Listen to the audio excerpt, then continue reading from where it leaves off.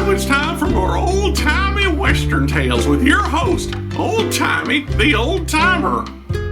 I once shot a raccoon just to watch him die. But he was too quick for me, and he said he was going to tell his big brother and me, and I said, you can talk? And he said, of course I can talk. I'm a raccoon. And that big brother I mentioned, he's a tree. I took a moment on that one, but when I looked back, the raccoon was gone, and he'd stolen my cybernetic arm. Later that night, over a plate of risotto at my favorite out-of-the-way Italian eatery, some green people made fun of me. Said the raccoon told them I couldn't hit the broadside of an asteroid. Oh, the chutzpah. Well, enough of my tomfoolery. Enjoy the show. I am Groot. Geek.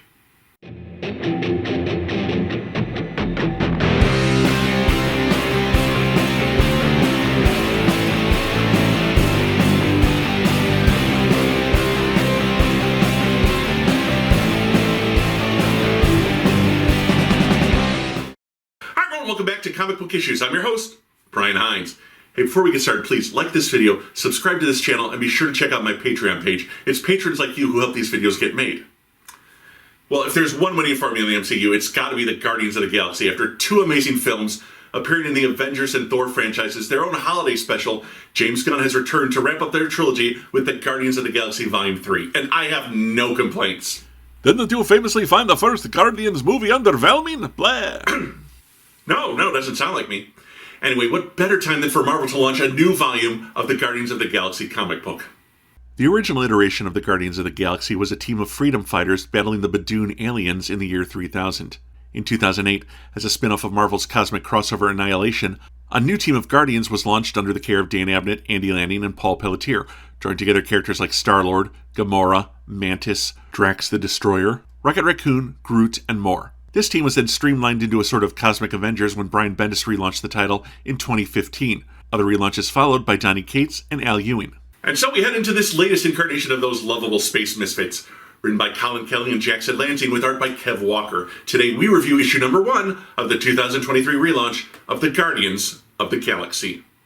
On an alien desert astride a purple bipedal beast, Star-Lord rides again. Peter Quill in a broken mask and worn-out rags rides into the town of Solitude. Two types of armor on display at the town limits, as well as a no war sign.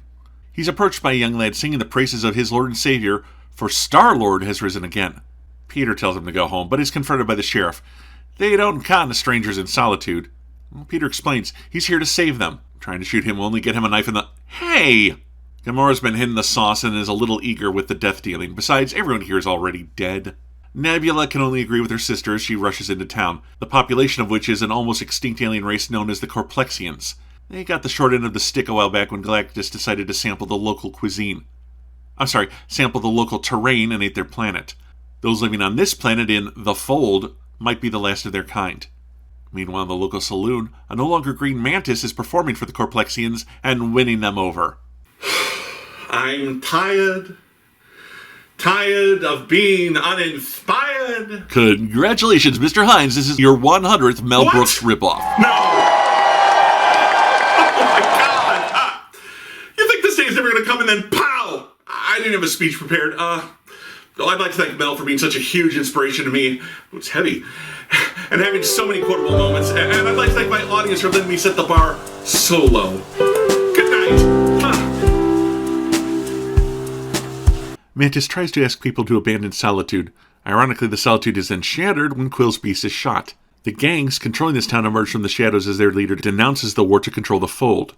Whitecaps versus Sector United. But they all know of the Guardians of the Galaxy. A year ago, they ran away from everything and have been nobodies ever since. The gang leader wonders if they came to the Fold at the edge of space simply because they have nowhere else to go. Well, the Guardians know the time for speaking is over. They attack the gang. Quill tries to explain to the citizens that they're here to help them when Nebula notices a light in the sky. The fall is here. After they've beaten the gang and are loading the citizens onto ships, the preacher boy from earlier just has to ask, what happened to you guys? Well, Rocket rolled their 401k into a Skrull pyramid scheme called Chins for Days, and I'm not really sure how it works, but the idea is you get 2 Skrulls to become you, and then they get 2 Skrulls to become you, and so on and so on. I'm not sure how anyone makes money off of this. I think it's got something to do with avoiding paying your income tax. I don't know. Anyway, they're broke. They load the population onto their transports. They need to get past the mountains if they're going to get these people to safety. But the pirates have one last card to play, a Lokesh Warwalker. Fortunately, the Guardians have one trump card of their own, Drax, who lifts the walker's leg, sending it plummeting into a canyon. One of the older Corplexians wants to get off, but Gamora straightens him out. It's not his city being destroyed, it's the entire planet. They start panicking. They have to remain in dark, cold transport pods while the Guardians evacuate them? Can they at least have some of Gamora's alcohol? She politely declines.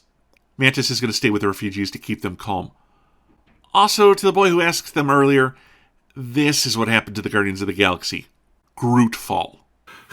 What? That's a stupid name for... Oh my god! Kill it! Kill it with fire! Oh, it's already on fire. Kill it with weed killer! Oh! They're a little over the safe weight, but by riding the shockwave of Grootfall, Nebula is able to pilot them to safety. Roots burst out of the planet, reaching for the Guardian ship. They manage to snatch away 2 of the 3 boxes holding the refugees, while Drax holds onto the last one for dear life. Peter then uses his guns to weld the pods to the ship. Drax isn't happy, but Peter laments. Half a win is the best they can manage these days. Mantis and the refugees can only watch as Roots rip up the world and kill the Corplexians left behind. No survivors. They are Groot. Good lord, that took a twist at the end. Well, shake it off, Brian. No point in waiting. Let's get right in there and take a closer look at the Guardians of the Galaxy Issue 1. Well, first off, I think this is a new take on the Guardians. We've seen them start out strong. We've seen them start out apart and then come together. We've never seen them start out at their worst. And it seems like the Guardians are at their worst, as it seems like their most beloved member, Groot, has now entered the Galactus phase of his life and is going around destroying planets. There's also no sign of Rocket, Groot's equally beloved BFF. There are hints that 1 year earlier the Guardians were on top of the world, or a galaxy anyway. Now they're down to 5 members and doing their best to save lives from Grootfall. Are they responsible for what happened to Groot? Are they planning to save or kill their former teammate? Right now in this issue it feels like damage control. They know the planet is doomed and are doing everything they can to save as many lives as they can. It has a rushed and somewhat desperate feel to it. Star-Lord is running around with a broken helmet. Mantis is shapeshifting into different bodies with different personality traits. Gamora is a drunk. And Drax is philosophical.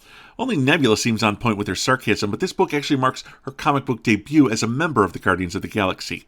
The writers have also carved out a new section of space to tell their stories, removing the Guardians from having to interact with other cosmic characters or authorities like the Nova Corps or the Kree and Skrull Empires.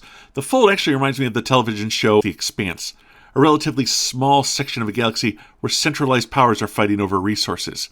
In this case, the Whitecaps and Sector United. But we don't know anything about them since this is only the first issue and there's still a lot of world building to accomplish.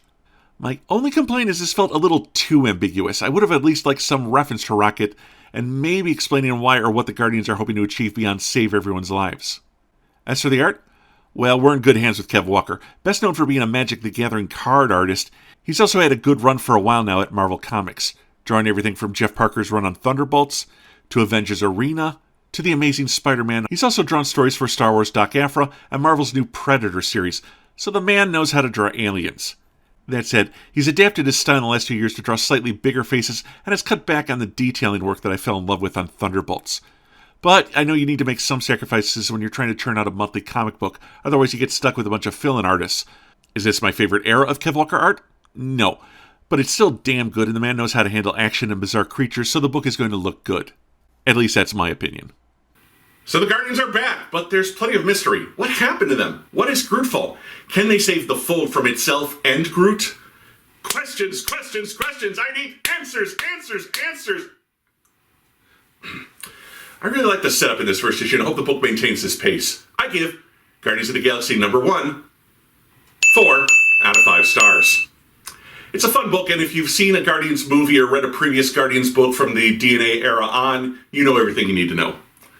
Until next time, my friends, where I will once again prove that I am Groot is nowhere near the marketing juggernaut that is.